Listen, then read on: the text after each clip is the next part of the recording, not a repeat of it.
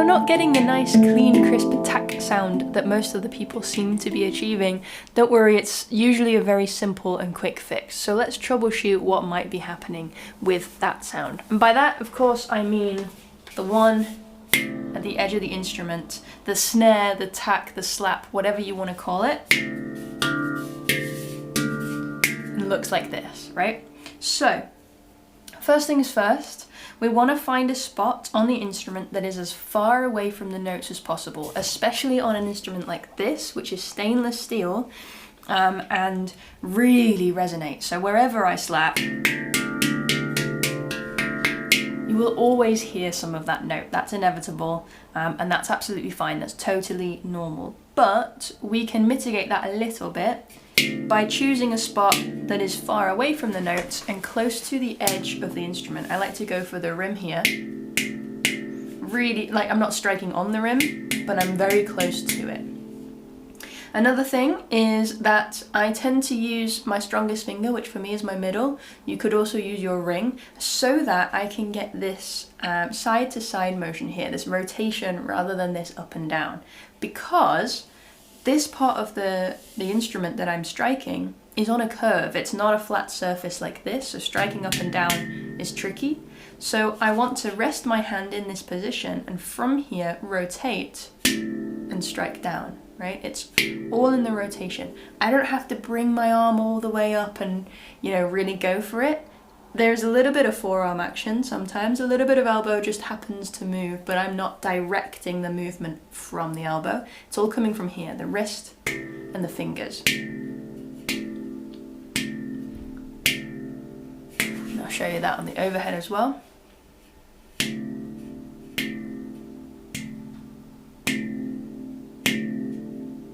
Yeah.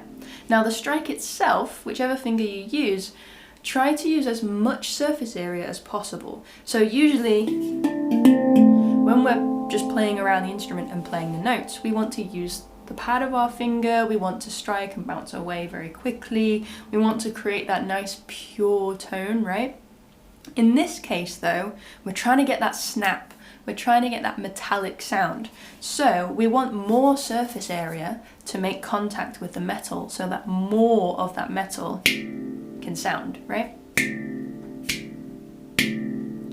And we want to stick to the metal as we do so, instead of bounce. When we bounce, no matter how hard we strike, it's going to be a little bit, and I was striking really hard, that actually hurt. It's going to be hard to get the volume, but if I stick, it's much easier to get that slap sound. Right? I'm striking a little bit harder than when I strike the notes. A little bit, but not crazy amounts. I'm not going crazy on it. I see a lot of people really going for it, but they're still using the pad of their finger and bouncing, so however hard you hit, it's just going to hurt and not actually get much volume.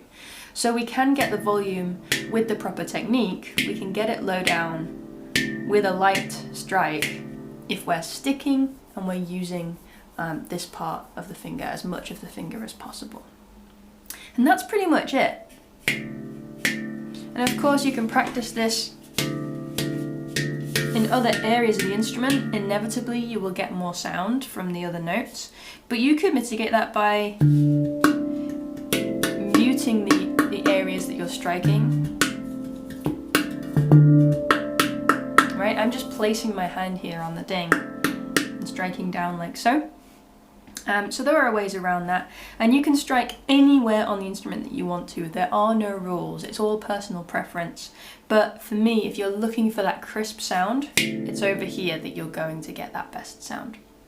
There are other ways to get a snare type sound as well. You don't have to strike with your fingers like this. You can also go for a knuckle strike, which you might see a lot of the more meditative players opting to use.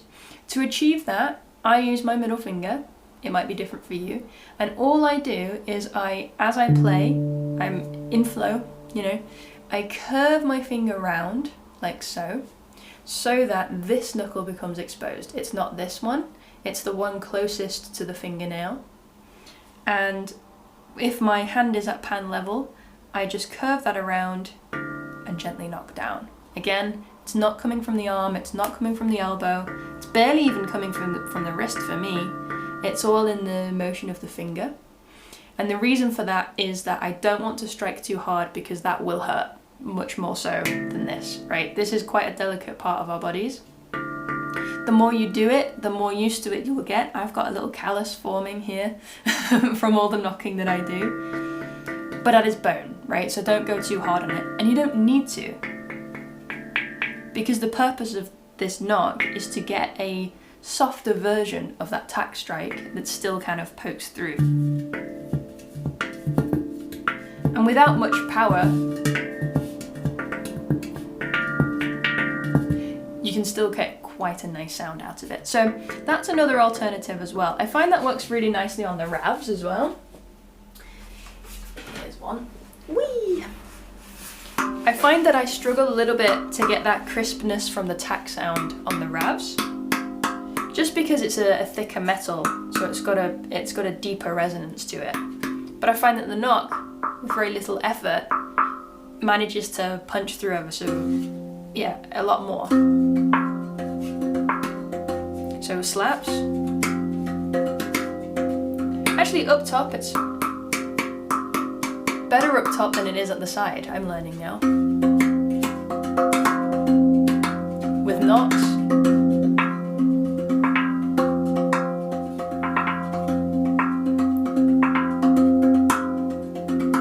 You see how they just kind of poke through in a different way? So depending on what you're playing and what you want to achieve, there are different ways that you can get that high-end percussive sound.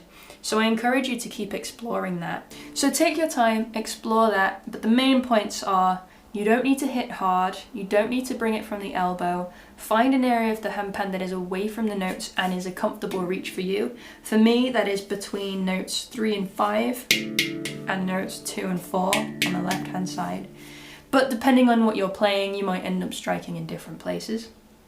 Use more surface area of your finger, stick to the steel, and keep it really nice and loose as well. The more tense you are, the less this wrist can move, and the less likely you are to get that power. The looser you get, the more flexibility you have, and you're able to approach at the correct angle to get that nice solid slap sound. So just experiment with it. It's not about hitting harder, it's just about getting the right technique, and you will get it, I promise. I wish you all the best of luck, and happy tacking. Oh, and side note, if you're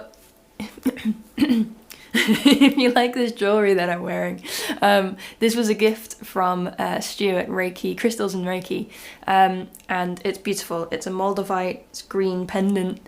I really like it. It didn't come with this, I put it on this string here, so don't worry about that if that looks pretty not great to you. It came with the pendant and the little touchy thing. And I have a little discount code for them, so if you're interested, I'll pop that in the description of this video so that you can get yours. I really love it. It feels really good. It feels really, I don't know, I like put it on in the morning and I'm like, woohoo! I don't wear jewelry very often, so yeah, this is nice for me. Anyway, I'll see you soon. I wish you a beautiful week ahead.